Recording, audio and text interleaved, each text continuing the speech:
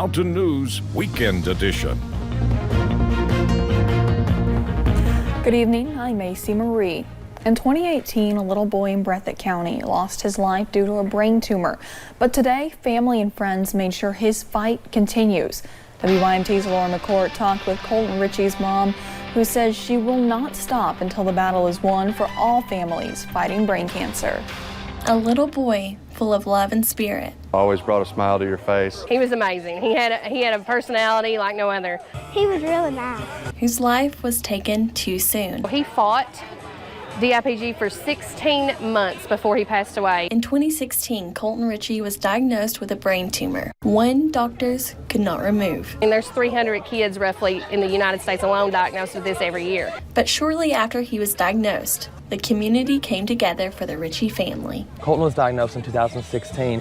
Our whole community kind of rallied behind him. We will never be able to repay them for what they did for us. Not only sending thoughts and prayers to the family, but donating their time and money to help with Colton's treatments. I mean, they were doing fundraisers before we were even discharged from the hospital. Now, to honor little Colton, his family started a foundation to help other children and families battling the same disease. We want to honor all families with DIPG and especially Colton. Other families are not as blessed as we are to live in a small town, a small community that rallies behind them. And even after Colton's battle is over, the community support still stands. I'm sweating right now.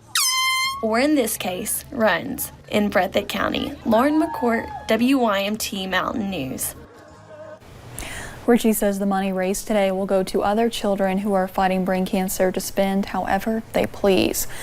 Clay County deputies say Friday night a man was flown to the hospital following a crash. It happened on Kentucky Route 66 near Bar Creek Road. When deputies arrived, they found a truck over an embankment. They rescued the driver, who was then flown out with severe injuries. We do not know the name of the driver at this time or the cause of that crash. Deputies did not say if any other vehicles were involved. The Prestonsburg Police Department has an arrest warrant issued for a Floyd County man who's wanted on child sexual exploitation offenses.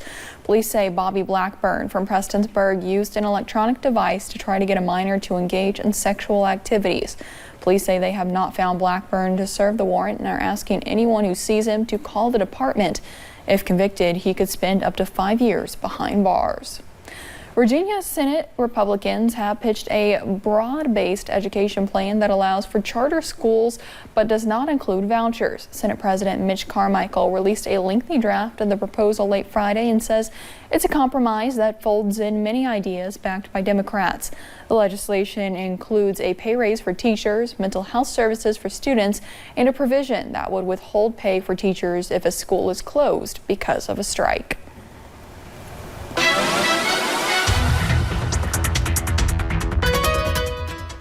Well, it has been another hot and humid day here in the mountains. Let's go ahead and take you outside right now where the sun is shining very bright, working to keep us very warm this evening. Mostly clear skies here in Perry County on top of Buffalo Mountain. That sun shining bright, feeling very warm outside. Satellite and radar, though, we see mostly sunny skies throughout the day. A few little showers popping up here and there, especially to the north, but all we're dealing with is just a little bit of cloud cover and plenty of sunshine out there. So be sure to wear that sunscreen throughout the weekend because we will see a lot of that sunshine. And because of all that sunshine and southerly flow, we are looking at very warm temperatures. We are still into the upper 80s for a lot of us in eastern Kentucky. Prestonsburg, you're at 86 right now. Ashland at 87. Middlesboro, you are at 89 degrees right now. Very, very toasty out there. And those wind speeds cranking from the west-southwest. We are seeing in Monticello, Somerset, 10 to 15 miles an hour, even almost 22 miles an hour into Monticello. But everywhere else, just about 5 to 10 miles an hour. But that's what's working to really warm us up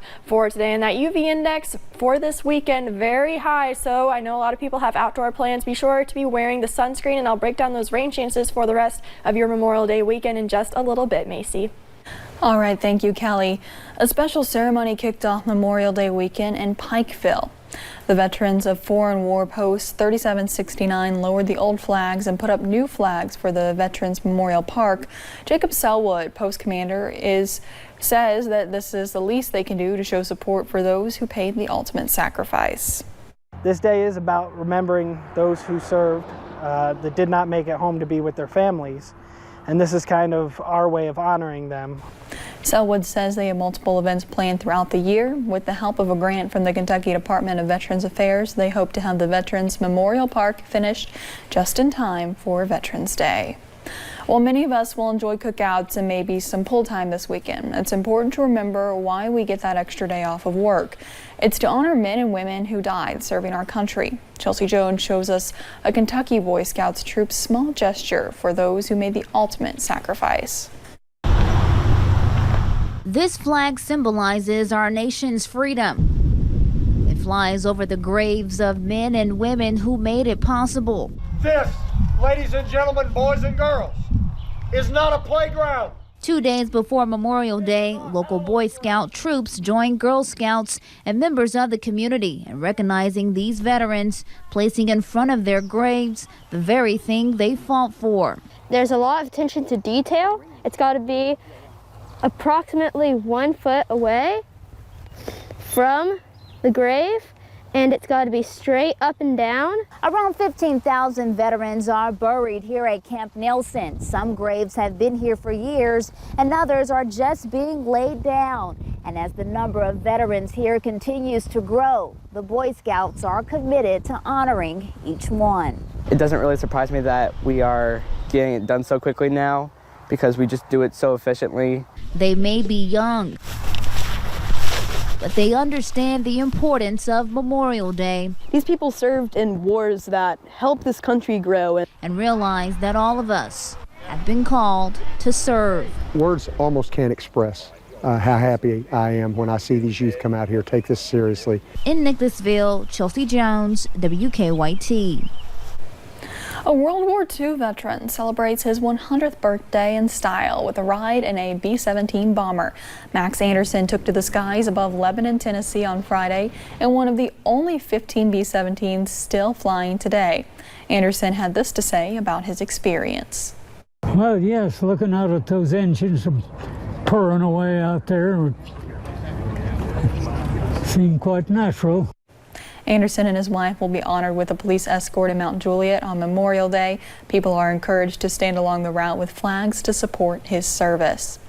Pilots with the U.S. Air Force are gearing up for the big flyover in Indy on Sunday. 4 pilots for the U.S. Air Force will be flying over the Speedway, and they spent plenty of time practicing this week. For the first time, the U.S. Air Force will be live streaming their flyover from the cockpit. The National Enquirer Live Museum is a family-friendly attraction bringing the famous supermarket tabloid to life. The 20,000 square foot attraction allows visitors to explore new National Enquirer exclusives on the stories that changed the course of history, including the JFK conspiracy and the biggest crimes of the past century. Holly Jones with National Enquirer Live says the museum will have a little something for everyone to enjoy.